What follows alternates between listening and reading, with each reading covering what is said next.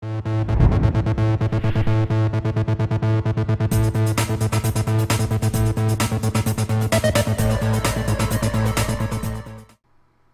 my name's Fluffy the Destroyer, and welcome to my channel.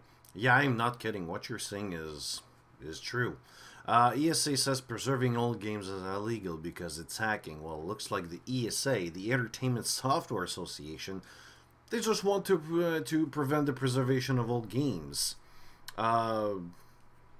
Look, I'm just gonna see here. There's another place here. Yeah, so people like museums and academics who just preserve old games, or you know, people that plays game and they, after a certain time, they notice that the server shuts down.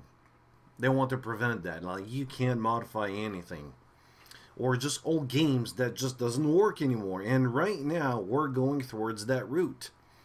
There's a lot of things that goes through that route, through that direction, which I'm really afraid, and I really want the EFF to succeed in that, because what they want to do is this. Well, here's what's happening. The thing is that the ESA, the EFF, I'm just gonna look here. What they want to do is, there's the Digital Millennium Copyright Act anti-circumvention provision, the section 1201. This means that when you modify a game, it's illegal. What they want to do is that they want to create an exemption for that, for section 1201, that allows people, mostly researchers, like researchers, archives, and museum and all, to modify the games in order to make them still playable in the future, because there are games that could shut down completely. Like, you pay $60, the company will tell you, well, they won't even tell you, but they're indirectly telling you, fuck you, you're not going to play my game, because we're not maintaining it, you know. They want to prevent that. So that's what they did. They went to the Copyright Office and they did this exemption form, and I'm going to show you this right here. 2015 DMCA rulemaking. If you go down here, the EFF gaming exemption request. It's all there. I read some of it. Interesting stuff. ESA says that everything that you see here doesn't make any sense and they're all a bunch of retards. Well, EFF is just a bunch of retards. They're all lost and they're just a bunch of idiots. I don't think so. They're right. Well, the EFF is right, I mean. What does it mean? Like, for example, games like Assassin's Creed 2, Splinter Cell Conviction, Settler 7, and possibly SimCity, the last one in 2013 that got released. All of those, if their authentication server shuts down, it's like, that's it. You can't play the game anymore. If the developers or publishers or producers make the necessary changes, like a patch, for example, to circumvent this problem, if they don't do that and they just abandon their games, which they often do, that's what happens. What about GameSpy, for example? Do you know anything about that? Well, it did happen that GameSpy supported a lot of servers. They supported a lot of games. 150 games got affected by that. A couple of those companies, well, games, they had patches and everything was fixed, so you can still play the multiplayer server, because developers just, they didn't want to support those games. After a certain time, and here's the shitty part of that, new notice was given. Well, of course there were news, but, and you know that it was in, I think it was in June, but besides that, nothing else was given. And games like from EA and Ubisoft, from as far as I know, you can't even play those games anymore. It's just impossible.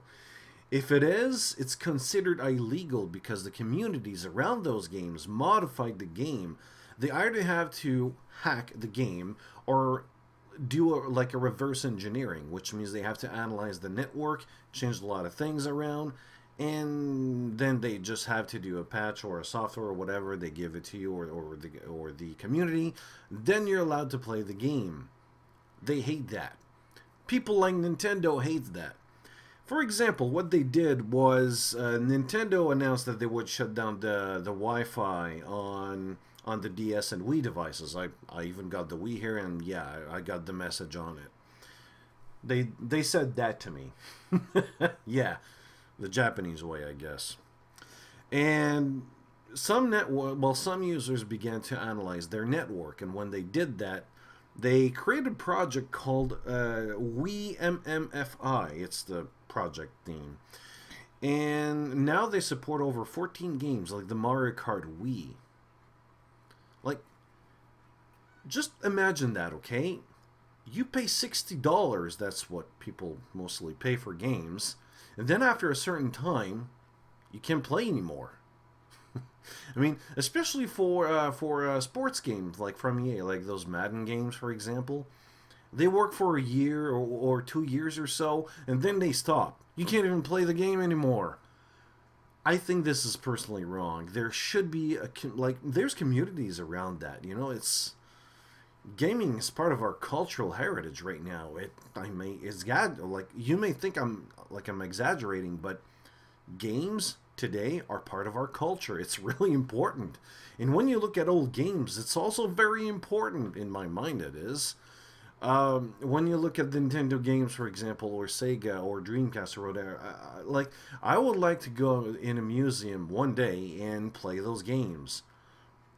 It's part of history. It shouldn't be forgotten. And right now, that's what the ESA wants, or that's the message they give, which I don't think it's really right. There's other projects, of course, like there's one about Resident Evil Outbreak, Fear Combat, Metal Gear Online, and Halo, and, well, mostly in Japan, for example. They have projects to continue to play the game because they just stopped supporting it. And yeah, that's what happens. I mean, they don't encourage piracy, of course, but that's what really happens. And what about, for example, I'm going to exaggerate here, but I have to do that. What about Steam? Companies that supports Game for Windows Live, for example, developers saw that, and Microsoft announced that one time that they wanted to drop Game for Windows Live, mostly because it was shitty. So what developers did, they switched to Steamworks. A lot of them did. So what if they don't do that? For example, that's not the case, but what if it was the case, for example, because of the DRM issues? Grand Theft Auto 4, that's really recent. You need Game for Windows Live for that. So you install Game for Windows Live, you install the game, then you start the game, and because of Game for Windows Live servers, it says, hey, there's a patch. Do you want to download the patch? It doesn't tell you more. So you install the patch for Game for Windows Live, and when you do, it says, no need for Game for Windows Live. Please remove it. If you take an ignorant person who installs the game and just doesn't think about, hey, let me patch the game, and the Game for Windows Live server shuts down, he's done. He's not going to be able to play the game anymore. Like the game he purchased. That's the kind of thing. What about Steam? Like I said before, like a lot of companies just switched to Steam because Game for Windows Live is freaking shit. What if Steam shuts down? Like completely shuts down? It could happen. Anything could happen. Like, I don't know what would be the reason, but it could happen. Think about it. 40 million people are playing on Steam, on Steamworks. Let that sink in for a moment. 40 million customers are playing on Steam. That's more than the population of Canada that's playing games on a server. One service, one server, one company, whatever you want to say it, it's Valve. It's Steam. What if that thing shuts down? I got 558 games on Steam. Let's see that. No, correction, 585 games. I got a lot of them. It's huge. And what if that shuts down? I'm fucked. I'm screwed. I have to back up my games. I'm doing that, like, at the moment. I'm doing a cleanup. But there's a whole lot of games here that I can't, that I won't be able to back up, probably. I'm trying. But, I mean, 585 games to back up. Holy shit. I better run to the store to get some DVDs. But even if I do back them up, I need to play those games using Steam. Is there going to be a patch? Will they support that? Will they support the fact that the game that I paid digitally, will I be able to play the game on my computer without, like, I can go offline here, but will they support it, like, correctly? Will I be able to install the game without Steam and so on and so on? A lot of questions, no answers, no definitive answers for that. So there's one thing you can do about that. Go on the ESA Government Affairs, twitter.com/ESA Gov Affairs. Send them a message that you do not support what they do. It's wrong. There should be an exemption. Like, oops, this one here. There should be an exemption. That should be accepted by the Copyright Office. Please do that. It's like, this is what they do, and this is what happened. The first blow was struck by the EFF that tried to reach the Copyright Office, because when they looked at the 1201 section, like what the game enthusiasm museums and academics that they keep getting, what they do on games is illegal, so they wanted to help them. And ESA says, no, fuck you. So yeah, that's how it all started. So just please go on the Twitter or just on the ESA website and tell them about that this is wrong. It shouldn't happen. It's no. It should not happen. Like, gaming history should be preserved. It should be protected. It should be playable. And besides, if I buy a game that's $60, I should be able to play it whenever I can. I did not paid, even though there's another thing that's freaking wrong, is that when I install the game or when I play the game, I accept the EULA rules. I accept the license they give me. And most of the time right now it says I have a right to play the game. I do not own the game. Hey, I'm sorry, I paid for the game. I lawfully paid for the game. I should be able to play it whenever I want, even 20 years in the future. If a developer, a producer, or a publisher does not do anything in order to fix that, which means after, I don't know, 2 years, they shut down their servers, like, well, that's another thing which I forgot. Xbox Live. No, I mean Xbox One. You still need a connection for the initial connection. What if Microsoft shuts that down? They make another system, like they make another console, and the old system, they shut it down. So goodbye your $500. Will you accept that as a gamer?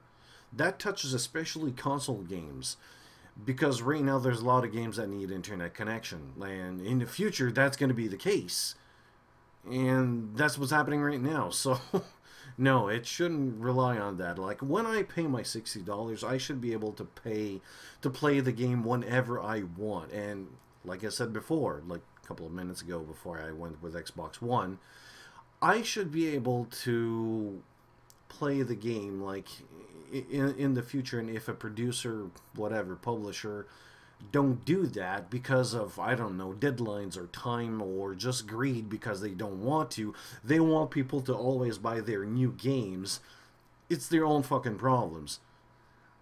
I look at it like that, and let's face it, if people don't want to buy new games, there's a freaking problem. It's not the company, well, it's the company's problem, not the people's problem. There could be a lot of problems, like there could be a lot of causes or issues, as in, hey, I don't have money because, you know, I don't have a job, or my job doesn't pay enough. Or basically, in my case, the game totally sucks and it's not worth it because what you released before is totally fine. There's a lot of people that play, hell, I know some people who still plays Call of Duty 4. You know? Does that mean that a new game sucks? Probably. I don't know. Ask them, not me. They should have a right to play Call of Duty 4 or any other games out there. I don't even know if Call of Duty 4 will be affected by that. They should be, because they need like a matchmaking servers. Anything that has a matchmaking service are affected by that. Games that requires DRM like SimCity are affected by that. Wow. Anything that requires multiplayer will be affected by that. And I'm not talking about games like World of Warcraft or like World Persistent games that requires a server to play. EVE Online, for example. No, this is not covered by that. Only single-player games that requires DRM, so you need an online server for authentication, or matchmaking servers. Call of Duty, Battlefield, well, not Assassin's Creed 2, but Assassin's Creed 2 for the authentication. There's a lot of other games as well. There's a bunch of them, and this is fucking evil what ESA is doing. Don't support them. Just tell them it's wrong what they're doing. Of course, in a professional manner, and just don't insult them, of course. So, my name's Fluffy the Destroyer. Thank you for watching my video. If you did like it, rate, subscribe, and comment. Later.